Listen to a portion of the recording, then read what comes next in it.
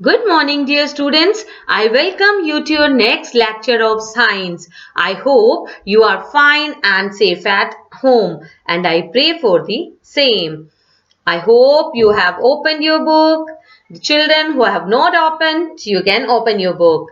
Science. Open your science book. So, we will continue with chapter 10. That is the sun as a natural resource. So as we discussed in this chapter, the sun as a natural source of energy. And after that we discussed the sun for photosynthesis in plants. How plants make food for the plants with the help of sunlight, water and oxygen.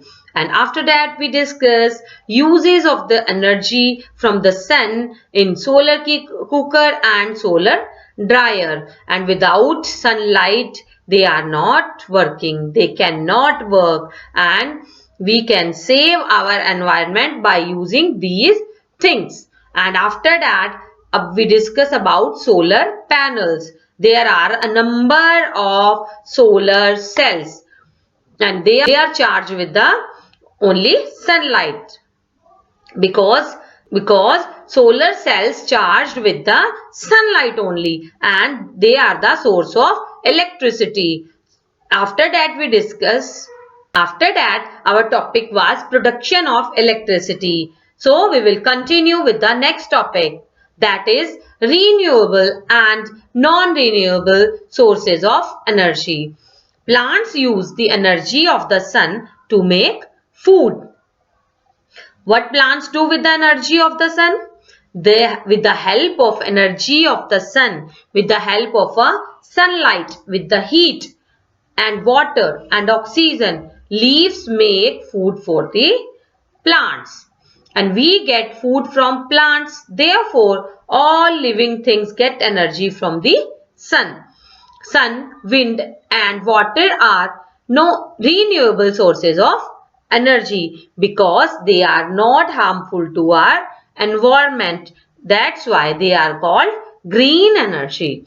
And renewable means that these resources get replaced easily after they are used up, and renewable sources of energy will never get finished energy from the sun. Wind and water is also called green energy because the source of energy do not pollute the environment. Coal, petrol, diesel, kerosene and natural gas are also sources of energy. These sources of energy take thousands of years to form, so they cannot be replaced quickly after being used up. They are non-renewable sources of energy. Coal, petrol, diesel, kerosene. That's why your teachers, your elders are always guiding you. Don't use these things in excess. If you need that things, then only needs, because they are polluting our environment. So they cannot be replaced quickly after being used up. And these sources of energy take thousands of years to form. That's why they are polluting our environment, because they take time to they are not even replaced quickly after being used up. That's why, therefore, they are called non-renewable sources of energy. So turn your page. Sources of energy.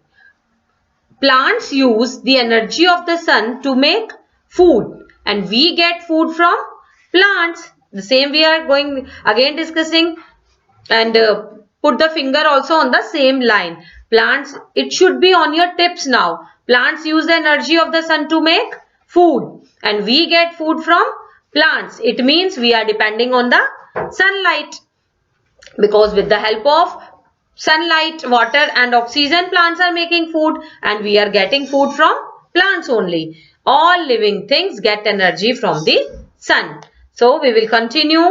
Turn your page. Now, conservation of energy.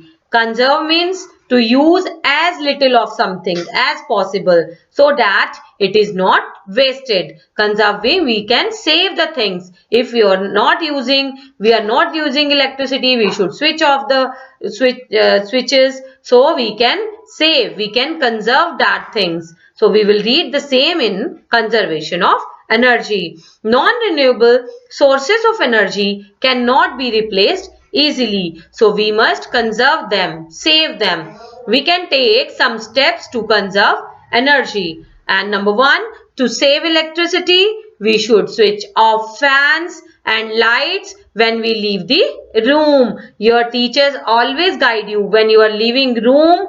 Please switch off the fans and lights. And some children, mostly all are helpful, but some are too much careful about these things and they are obeying these things when they are leaving rooms, their classrooms, and they are obeying. They are going to switch off the fans and lights every time. So some are very obedient.